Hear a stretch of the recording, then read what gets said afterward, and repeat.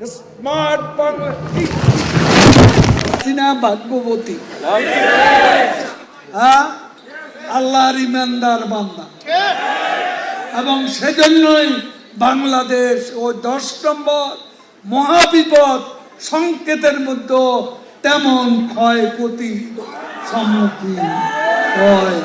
আওয়ামী লীগ কচু পাতার উপর ভোরের শিশির বিন্দু নয়, টোকা লাগলেই পড়ে যাবে।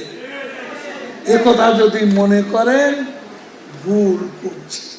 এবার এক দফা শেখ হাসিনাকে কবরস্থানে পাঠাতে হবে।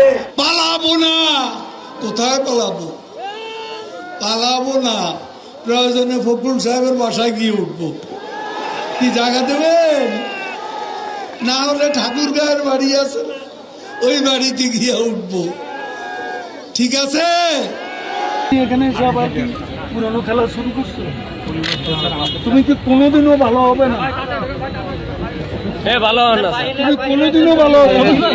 28 থেকে 4 তারিখ কতদিন হলো? কতদিন হলো? 28 তারিখের পর তো শেখ হাসিনা নেই।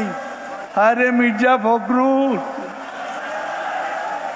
হায় রে হায়, টেলিভিশনে দেখলাম খালি দৌড়াচ্ছে, কেউ কেউ টেনে ধরে হরতাল ঘোষণার জন্য। ওদিন বলেছে আমরা নাকি অলিগলি পাবো না, পালাবার পথ পাবো না। এখন কার পালাবার পথ নেই? গয়েশ্বর বাবু ডিবি অফিসে গিয়ে কোরাল মাছ খাইলেন, ভালো তো। গয়েশ্বর বাবু আর 27 নয়, আর 10 দফা নয়, এবার এক দফা শেখ হাসিনাকে কবরস্থানে পাঠাতে হবে। এই এক দফা।